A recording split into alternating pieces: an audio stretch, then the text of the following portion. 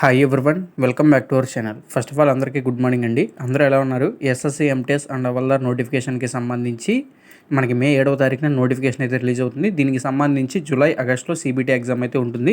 July ఆగస్టులో ఏ డేట్స్లో conduct చేస్తారనేది ఇంకా పర్టికులర్గా డేట్స్ ఏమీ రిలీజ్ కాలేదు. జస్ట్ టెంటేటివ్ మంత్స్ రిలీజ్ చేయడం అయితే జరిగింది. సో అర్థమైంది అనుకుంటున్నాను.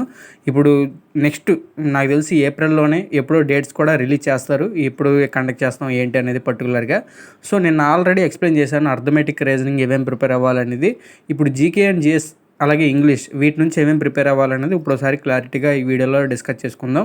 అలాగే సిలబస్ ఏంటనేది ఎక్స్ప్లెయిన్ చేస్తాను. అలాగే ముఖ్యమైన విషయం ఏంటంటే మీ ఉద్యోగాన్ని డిసైడ్ చేసేది ఇదే అండి. అర్థమైందా? ఏదైతే అర్థమెటిక్ రీజనింగ్ ఉన్నాయో అవి క్వాలిఫైయింగ్ నేచరే. జీకే అండ్ జిఎస్ ఇంగ్లీష్ ఇవి మాత్రమే మీ ఉద్యోగాన్ని డిసైడ్ చేస్తే సో వీటినే మీరు సిన్సియర్గా ప్రిపేర్ అవ్వాల్సిన అవసరం అయితే ఉంటుంది. అలాగే ప్రీవియస్ ఇయర్ క్వశ్చన్స్ అనేవి చదవచ్చా, ఏమైనా రిపీట్ అవుతాయా అనే దానిపై నేను కొంచెం క్లారిటీ ఇస్తాను.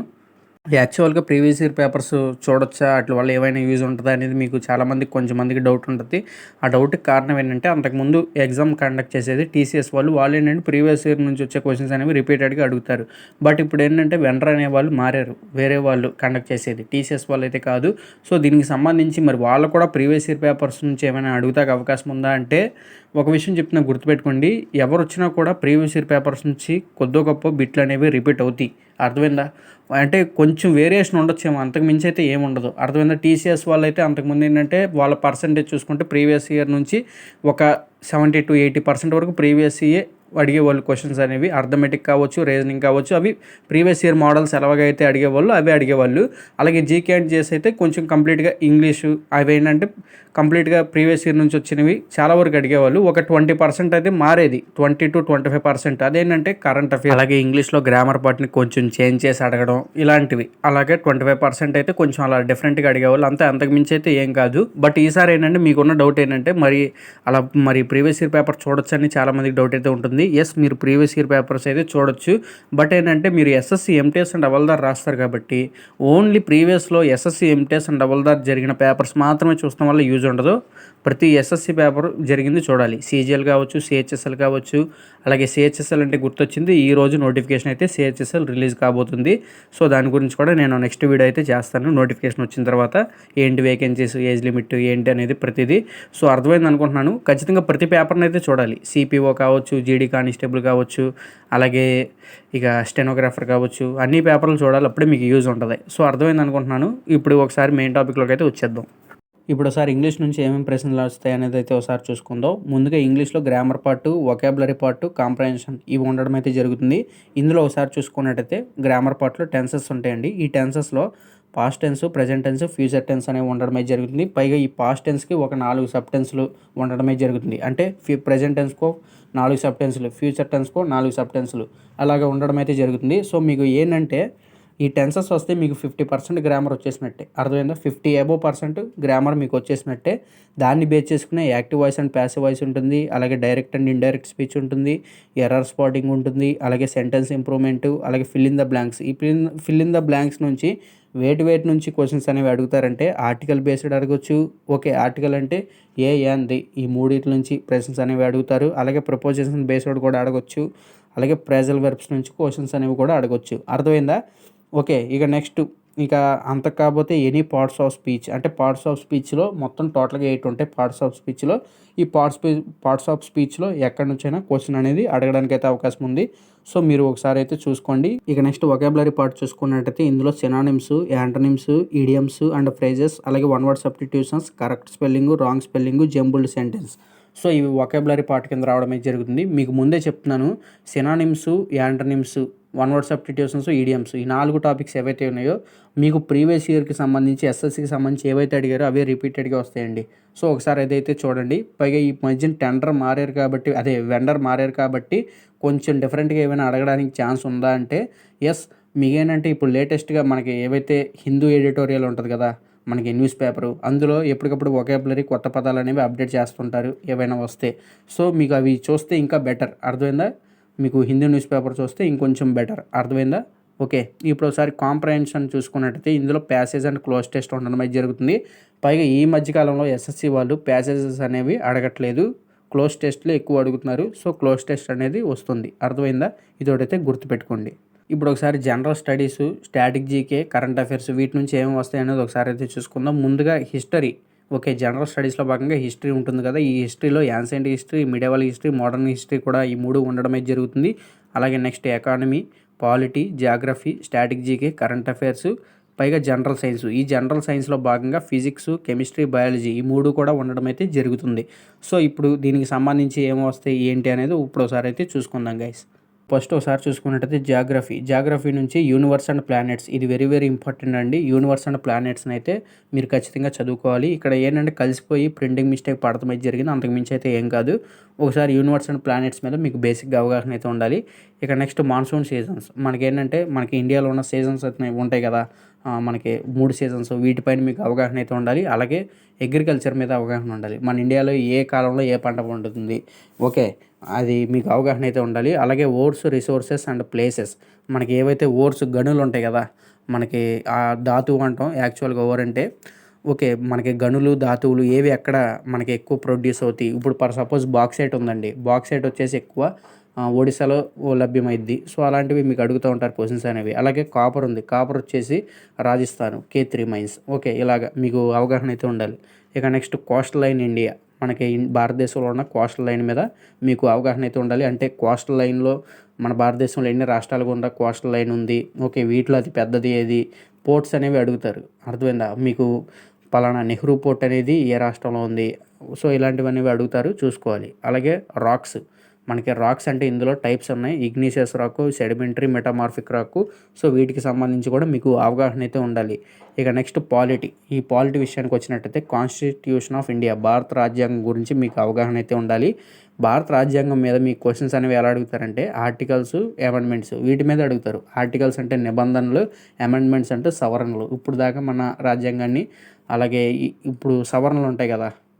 సపోజు మీకు ఫస్ట్ సవరణ ఎప్పుడు జరిగిందంటే భారత రాజ్యాంగంలో 1951 సంవత్సరంలో భూమికి సంబంధించి జమీందారీ సిస్టాన్ని రద్దు చేశారు. సో, అలాంటివి క్వెషన్స్ అనేవి అడుగుతూ ఉంటారు. మీకోసారి అయితే అమెండ్మెంట్స్ అండ్ ఆర్టికల్స్ అనేవి బాగా చూసుకోండి. ఇక మోడర్న్ టైమ్స్ రిఫార్మ్స్ అంటే మోడర్న్ హిస్టరీ టైమ్ రిఫార్మ్స్ అంటే మనకి హిస్టరీ ఎలా డివైడ్ అయింది? 3 భాగాలుగా డివైడ్ అయింది కదా! Okay. Ancient history, medieval history, modern history. ఈ మోడర్న్ హిస్టరీలో మీకు ఏవైతే ఆ టైంలో సమ్ రిఫార్మ్స్ అనేవి జరిగినాయో వాటి మీద కూడా మీకు అవగాహన అయితే ఉండాలి. ఒక మాటలో చెప్పాలంటే మోడర్న్ హిస్టరీకి, పాలిటీకి సమ్ రిలేషన్ అయితే ఉంటది. ఓకే. ఇక latest information related to polity. ఇప్పుడు ప్రెజెంట్ లేటెస్ట్ ఏవైనా పాలిటిక్స్ రిలేటెడ్ ఏమైనా ఇన్ఫర్మేషన్ ఉంటే దాన్ని కూడా అడుగుతారు. ఇది మనకి కరెంట్ అఫైర్ లెక్కలోకి అయితే వస్తది. సో, నేను కరెంట్ అఫైర్స్ కూడా ఏమేమి ప్రిపేర్ అవ్వాలనేది కూడా చెప్తాను. డిస్కస్ చేసుకుందాం. ఎకానమీలో ఇంపార్టెంట్ ఏంటి అంటే 5 ఇయర్ ప్లాన్స్ ఏవైతే ఉన్నాయో అవి చాలా ఇంపార్టెంట్ అండి. అలాగే నీతి ఆయోగ్ గురించి అయితే చదువుకోవాలి. 5 ఇయర్ ప్లాన్స్‌లో నీతి ఆయోగ్‌ని రీప్లేస్ చేయడం అయితే జరిగింది. అలాగే state government schemes, central government schemes, అలాగే 2024 మిడ్ టర్మ్ బడ్జెట్ అంటే మనకి ఎన్నికలు జరుగుతున్నాయి కదా! మధ్యంతర బడ్జెట్ అంటాం. సో, దాని మీద కూడా మీకు బేసిక్‌గా అవగాహన అయితే ఉండాలి. అలాగే టాక్సెస్ స్ట్రక్చర్ మనకేవైతే ట్యాక్స్‌లు ఉంటాయో ఇండైరెక్ట్ ట్యాక్స్, డైరెక్ట్ ట్యాక్స్ వాటిపైన మీకు అవగాహన అయితే ఉండాలి. అలాగే బ్యాంకింగ్ గురించి అవగాహన ఉండాలి. అలాగే ఆర్‌బీఐ మానిటరీ పాలసీస్ వాటి గురించి అవగాహన ఉండాలి. అలాగే రెవల్యూషన్స్ మనకి ఇందులో చూసుకున్నట్టయితే blue revolution, green revolution, white revolution ఇలాంటివి ఉన్నాయి కదా! సో, మీకు వాటి గురించి కూడా ఈ వేటికి సంబంధించి ఈ యొక్క ఉత్పత్తులను పెంచడానికి ఏ రెవల్యూషన్ ఉంది అనేది కూడా మీకు అవగాహన అయితే ఉండాలి. అర్థమైందా? Okay friends. ఇప్పుడు హిస్టరీకి సంబంధించి ఏమేమి ప్రిపేర్ అవ్వాలన్నది అయితే చూసుకుందాం. హిస్టరీకి వచ్చేసి ancient history, medieval history, modern history అనుకున్నాం కదా! ముందు యాన్షియంట్ గురించి అయితే చూసుకుందాం. ఇందులో వచ్చేసి ఇండస్ వ్యాలీ సివిలైజేషన్ మీద మీకు అవగాహన ఉండాలి. అలాగే వేదిక్ పీరియడ్ మనకి వేదిక్ పీరియడ్ అంటే లిటరేచర్ అంటే వేదాలు, గ్రంథాలు ఉన్నాయి కదా! సో, వాటి గురించి మీకు బేసిక్‌గా అవగాహన ఉండాలి. మీకేంటంటే ముందే చెప్తున్నాను. మనం ఏవైతే ఇప్పటిదాకా డిస్కస్ చేసుకున్నామో మీకు ఇంగ్లీష్ కావచ్చు, అలాగే జీకే అండ్ జీఎస్ మెయిన్‌గా జీకే అండ్ జీఎస్ చెప్తున్నాను. మీకు ఎలా అవగాహన ఉండాలంటే మీడియం లెవెల్‌లో ఉండాలి. ఇటు బాగా డెప్త్‌గా అవసరంలా. మీకు సివిల్ సర్వీసెస్‌కి అలాగే మన స్టేట్ గ్రూప్ 1, గ్రూప్ 2 ఇంత హార్డ్‌గా ఏం అవసరం లేదు. మీకు మీడియం లెవెల్‌లో అవగాహన అయితే ఉండాలి. అర్థమైందా? మీకు సబ్జెక్ట్ మీద ఇదొకటైతే గుర్తుపెట్టుకోండి. ఓకే. అలాగే బుద్ధిజం అండ్ జైనిజం ఒకసారి ప్రీవియస్ ఇయర్ పేపర్ చూడండి. అసలు వీటి నుంచి ప్రశ్నలు అనేవి ఎలా అడిగారనేది మీకు అప్పుడు ఐడియా వస్తది. దాన్ని బట్టి మీకు కొంచెం అవగాహన అయితే ఉంటది. ఓకే. అలాగే డైనాసిటీస్ ఆఫ్ ఇండియా మీకు ఇందులో డైనాసిటీస్ అంటే మనకి రాజ్యాలు ఏమున్నాయి? హర్యాంక, శిశునాగ, చోళ, శుంగ, అలాగే నంద డైనాసిటీ, శక, అలాగే కుషన్స్, కన్వ, చేర, గుప్తా, పల్లవులు ఇలా డైనాసిటీస్ ఉన్నాయి కదా, వీటిపైన మీకు అవగాహన అయితే ఉండాలి గైస్. అర్థమైందా? ఇప్పుడు మిడేవాళ్ళ హిస్టరీ గురించి ఒకసారి అయితే చూసుకుందాం. ఇందులో చూసుకున్నట్టయితే మీకు ఢిల్లీ సుల్తాన్ల గురించి ఉండాలి, అలాగే ఐబరీ డైనాసిటీ, ఖిల్జీ, తుగ్లక్కు, సయ్యద్దు, లోడీసు, అలాగే విజయనగర కింగ్డము, బహమని, కాకతీయ, మొఘల్ ఎంపైర్, మరాఠాసు, సిక్కు గురువులు, అలాగే మిడేవాల్ టైంలో ఏవైతే మనకి యుద్ధాలు జరిగినాయో, మనకేంటంటే మిడేవాల్ టైంని ఏమంటామంటే యుద్ధాలు బాగా జరిగినాయి అంటాం. ఓకే, మనకి వార్స్ పీరియడ్ ఏమైనా ఉందంటే అది మిడేవల్ పీరియడ్. ఓకే, అందులో ఏంటంటే మీకు యుద్ధాలపైన బేసిక్గా అవగాహన అయితే ఉండాలి. ఖచ్చితంగా యుద్ధం మీద ఏదో ఒకటి అడుగుతారు. ఫస్ట్ పానిపట్టు కావచ్చు, సెకండ్ పానిపట్టు కావచ్చు, థర్డ్ పానిపట్టు కావచ్చు, అలాగే ఆంగ్లో మరాఠా వార్సు, అలాగే ఇంకా రకరకాల వార్స్ ఉన్నాయి. ఓకే, ఇక టెరైన్ యుద్ధం, ఇవన్నీ వీటి మీద మీకు అవగాహన అయితే ఉండాలి గైస్. అలాగే మోడర్న్ హిస్టరీకి సంబంధించి ఏమేమి ప్రిపేర్ అవ్వాలన్నది అయితే చూసుకుందాం. ముందుగా ఇందులో చూసుకున్నట్టయితే ఈస్ట్ ఇండియా కంపెనీ గురించి మీకు బేసిక్గా అవగాహన ఉండాలి. అలాగే గవర్నర్ జనరల్ ఆఫ్ బెంగాల్, అలాగే governor general of India, viceroy, వీటి పదవుల మీద మీకు అవగాహన అయితే ఉండాలి. అర్థమైందా?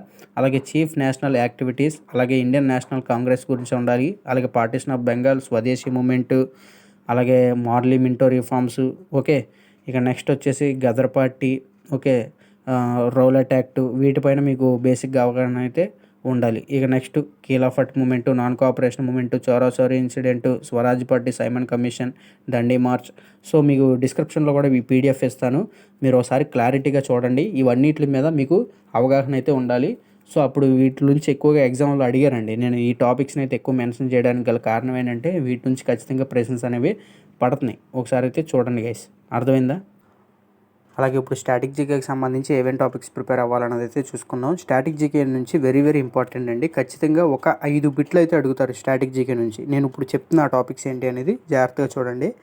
అలాగే ఫేమస్ టెంపుల్స్ ఫస్ట్ వచ్చేసి, అంటే మన ఇండియాలో ఉన్న ఫేమస్ టెంపుల్స్. ఓకే, బృహదేశ్వర ఆలయం కావచ్చు, అలాగే పూరి జగన్నాథ్ టెంపుల్ కావచ్చు, ఇంకా రకరకాల ఆలయాలు ఉన్నాయి.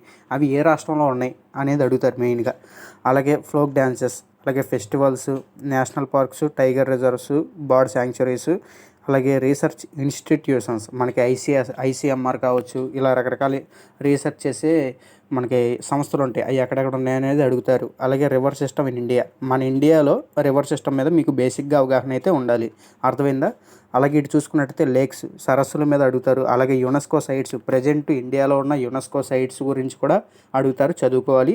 అలాగే first male and female in India and world, అంటే భారతదేశంలో మొట్టమొదటి male and female in India and world, అంటే వరల్డ్ వైడ్గా కూడా అడగడానికి అవకాశం ఉంది. ఫర్ సపోజ్ ఇది ఎలా అంటే ఎవరెస్ట్ అధిరోహించిన ప్రపంచంలో మొట్టమొదటి వ్యక్తి ఎవరు అనేది అడుగుతారు. లేదు, ఎవరెస్ట్ అధిరోహించిన వాటిలో మొట్టమొదటి భారతీయుడు ఎవరు, ఇలా అడుగుతారు. అలాగే మొట్టమొదటి భారతీయ మహిళా లోక్సభ స్పీకర్ ఎవరు, ఇలా రకరకాలుగా అడుగుతారు. మీరు ఫస్ట్ మేల్ అండ్ ఫీమేల్ ఏవైతే ఉన్నాయో ఇవి ఇంపార్టెంట్, చదువుకోవాలి. అలాగే space and nuclear programmes in India, మన భారతదేశంలో ప్రజెంట్ ఇస్రో ఎప్పటికప్పుడు ప్రయోగాలు చేస్తుంది కదా, దాని మీద కూడా మీరు కరెంట్ అప్డేటెడ్గా అయితే ఉండాలి. అలాగే డ్యామ్స్, ఓకే, మనకి ఇండియాలో ఉన్న డ్యామ్స్ మీద కూడా మీకు అవగాహన అయితే ఉండాలి. టెహ్రీ డ్యామ్ అంటే ఏంటి, అలాగే హిరాకుడ్ డ్యాము ఏ నదిపై మామూలుగా కట్టారు అనేది. ఓకే, ఇలాగే మిలిటరీ ఎక్సైజెస్, అలాగే ఇంటర్నేషనల్ బౌండరీస్, మనకి ఇంటర్నేషనల్ బౌండరీస్ అంటే మెక్మోహన్ రేఖ ఏ రాష్ట్రానికి, అదే ఏ దేశాల మధ్య, అలాగే రెడ్ క్లిఫ్, అలాగే ఇంక నెక్స్ట్ వచ్చేసి పాక్ స్ట్రైట్, ఇలా రకరకాలు ఉన్నాయి. ఇంటర్నేషనల్ బౌండరీస్ కూడా మీరు బాగా చదువుకోవాలి. అలాగే important organisations and headquarters, అంటే ఇంపార్టెంట్ ఆర్గనైజేషన్స్ అంటే WHO, వరల్డ్ హెల్త్ ఆర్గనైజేషన్, దాని యొక్క హెడ్ క్వార్టర్ ఎక్కడ ఉంది.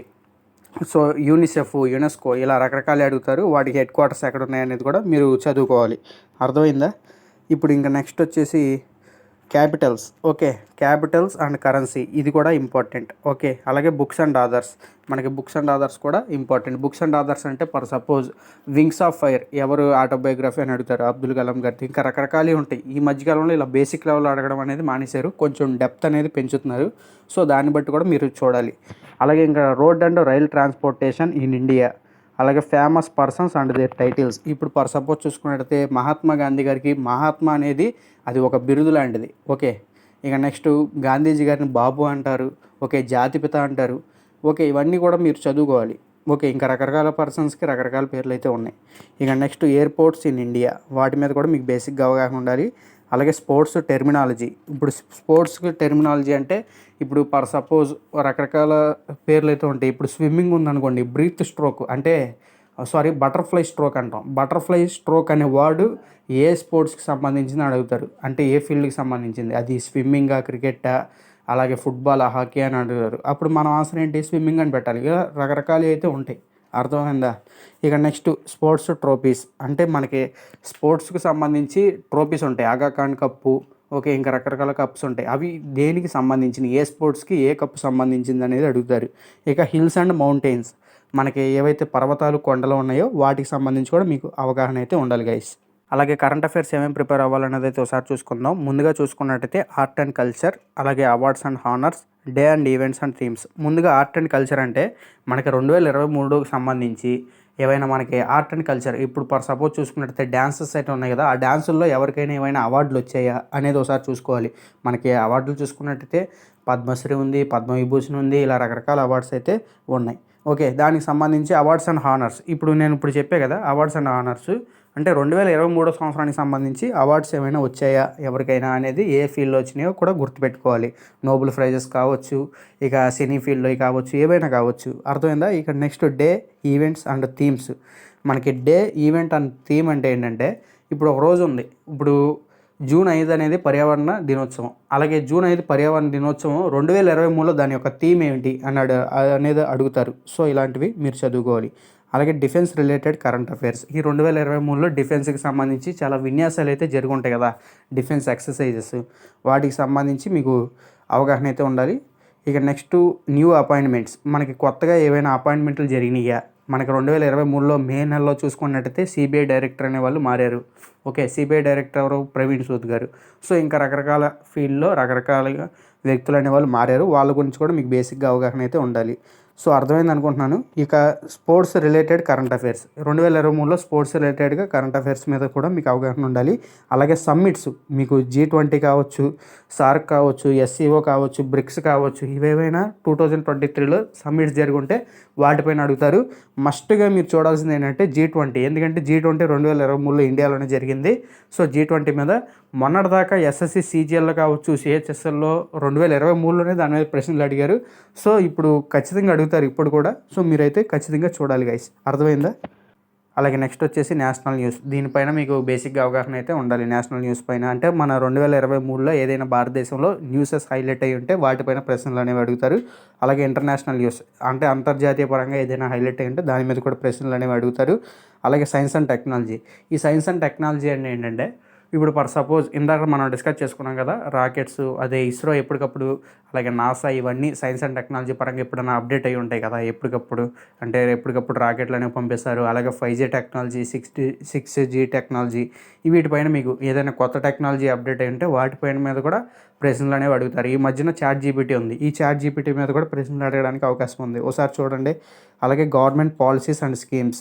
మనకి 2023లో ఏవైనా గవర్నమెంట్ పాలసీస్ కానీ, స్కీమ్స్ కానీ ఇంప్లిమెంట్ అయ్యి ఉంటే వాటిపైన కూడా ప్రశ్నలు అనేవి అడుగుతారు.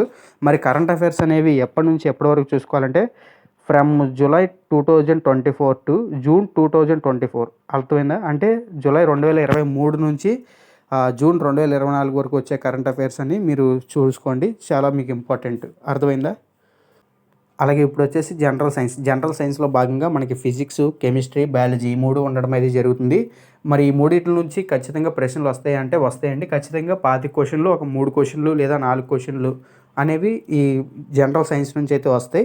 ఈ జనరల్ సైన్స్లో భాగంగా మనకి ఫిజిక్స్, కెమిస్ట్రీ, బయాలజీ నుంచి ఏమేమి వస్తాయి అనేది ఇప్పుడు ఒకసారి అయితే మాట్లాడుకుందాం. ముందుగా ఫిజిక్స్. ఈ ఫిజిక్స్లో చూసుకున్నట్టయితే ఎలక్ట్రిక్ కరెంట్. ఇది మీకు బేసిక్గా అవగాహన ఉండాలి. ఎలక్ట్రిక్ కరెంట్ మీద ప్రశ్న అయితే అడగడానికి ఛాన్స్ ఉంది. అలాగే హీట్, ఉష్ణం, దీనిపైన కూడా క్వశ్చన్ అనేది అడగడానికి ఛాన్స్ ఉంది. అలాగే యూనిట్స్ అండ్ డైమెన్షన్స్. ఇది ఇంపార్టెంట్ అండి. యూనిట్స్ అండ్ డైమెన్షన్స్ ఏంటంటే మీకు ఫోర్స్ ఉంది. ఫోర్స్కి యూనిట్స్ ఏంటి? న్యూటన్స్. ఓకే. ఇలా వర్క్ ఉంది. వర్క్కి యూనిట్స్ ఏంటి? జౌల్స్. ఇలాంటివి అడుగుతూ ఉంటారు. అలాగే వర్క్, పవర్, ఎనర్జీ వీటి మీద మీకు బేసిక్గా అవగాహన అయితే ఉండాలి. అలాగే లెన్సెస్ అండ్ మిర్రర్స్ వీటిపైన కూడా మీకు అవగాహన అయితే ఉండాలి గైస్. అర్థమైందా? ఇప్పుడు అలాగే scientific instruments and measuring instruments. మీకు ఫిజిక్స్ కావచ్చు, కెమిస్ట్రీ కావచ్చు, ఈ రెండిటి నుంచి మనకి సైంటిఫిక్ ఇన్వెన్షన్స్ అలాగే మెజరింగ్ ఇన్స్ట్రుమెంట్స్ అనేవి ఉంటాయి. మనకి ఇవి కూడా చాలా ఇంపార్టెంట్. ఓకే. సైంటిఫిక్ ఇన్వెన్షన్స్ అంటే ఏంటి? డైనమైట్ని కనుగొంది ఎవరు? Alfred Nobel. అలాగే స్టీమ్ ఇంజిన్ కనుక్కుంది ఎవరు? James what. ఇలాంటివి ఏవైనా కావచ్చు. సైంటిఫిక్ ఇన్వెన్షన్స్ మీద మీకు అవగాహన అయితే ఉండాలి. అలాగే మెజరింగ్ ఇన్స్ట్రుమెంట్స్ మనకి నీటిని కొలిచే పరికరం ఏంటి? హైడ్రోమీటర్. అలాగే బారోమీటర్ అంటే ఏంటి? అట్మాస్ఫియరిక్ ప్రెజర్ని కొలిచే పరికరం. సో ఇలాంటివి రకరకాలు అయితే ఉంటాయి, చదువుకోవాలి. ఇంకా నెక్స్ట్ అలాగే కెమిస్ట్రీ నుంచి యాసిడ్స్, బేసెస్, సాల్ట్స్ వీటిపైన బేసిక్గా మీకు క్వశ్చన్స్ అనేవి అడుగుతారు. అలాగే పిహెచ్ స్కేల్ దానిపైన ఖచ్చితంగా అడగడం అయితే ఛాన్స్ అయితే ఉంది. అలాగే పీరియాడిక్ టేబుల్ దీనిపైన కూడా క్వశ్చన్స్ అనేవి ఉంటాయి. అలాగే ఓర్స్ అండ్ మెటల్స్, అలాగే కెమికల్ రియాక్షన్స్, అలాగే ఇప్పుడు బయాలజీ గురించి అయితే చూసుకుందాం.